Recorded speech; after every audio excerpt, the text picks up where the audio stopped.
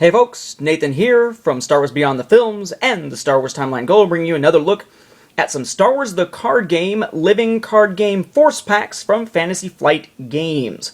So far, we've taken a look at one Force Pack from the Echoes of the Force cycle, that is Heroes and Legends, the 7th of the overall Force Packs. Now we look at the 8th, Lure of the Dark Side, released very quickly on the heels of Heroes and Legends here.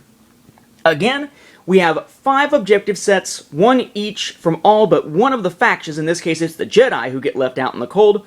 And as with the last one, we get duplicates of each set so that we can use 2 of them, which of course is the limit within legal play. We start with, for the Rebels, Commando Operations. We then have the character General Madine, or General Crix Madine, obviously pre-Darksaber because he's, alive. Rebel Commando. Another Rebel Commando. Nice to see them using the toy name in that case. Adaptive Strategy. Seeds of Decay. And, of course, an extra copy of the set. Then, for Smugglers and Spies, we have Against All Odds. That is the Outrider, of course, Dash Rendar's ship, so not a big surprise. We then get Dash Rendar. Very cool. Of course, the character from Shadows of the Empire and Shadow Games and such. We then have Shifty Lookout, that is Shifty, not what it would be like if that was a double T.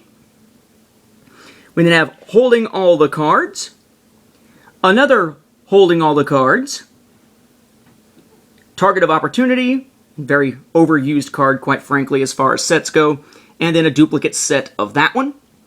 Probably the highlight of this set, then, is Agent of the Emperor's objective set. This is 104.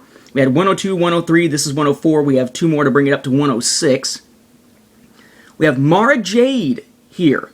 Of course, the future Mrs. Skywalker, as long as continuity stays intact, which I doubt it will in the near future. The Imperial Shadow Guard, character you fight quite a bit in the Force Unleashed games. Mara Jade's lightsaber. This is Mara's lightsaber, not the one that she got from Luke at the end of the Thrawn trilogy, which originally belonged to Anakin. Sith Library. And Rage. And, of course, a duplicate set. We then get number 105 for the Imperial Navy, Victory or Death. Sounds very much like it's part of the last Starfighter. We have Victory-class Star Destroyer. And another of those, perhaps part of the Kodan Armada. Yeah, not so much. We then have Political Reliability Observer. Could use some of those in the U.S. Control Room. Echoes of the Force, which of course is the name of the cycle of Force Packs here. Then a duplicate set. And finally, 106 for Scum and Villainy, the Findsman's Intuition. And I gotta say that while Mara Jade is often thought of as the highlight of this set, it's cool to see Mara and Dash and Crix Madine, but a lot of times for some reason this one is overlooked. This brings in a couple of our Empire Strikes Back bounty hunters. We've got Zuckuss and Forlom. And then we've got Containment Field, Springing the Ambush, and Payout, along with a duplicate copy of that set. So in this case, for those who are collecting these either to be able to play with named characters they're familiar with, or collecting these just to collect the cards and looking for named characters as highlights of that collection, this is a pretty cool little set here, Lure of the Dark Side. You got Madine, you've got Rendar, you've got Mara, you've got Zuckuss, you've got Forlom. Very cool. You even have Mara's lightsaber tossed in there for good measure. Cool stuff.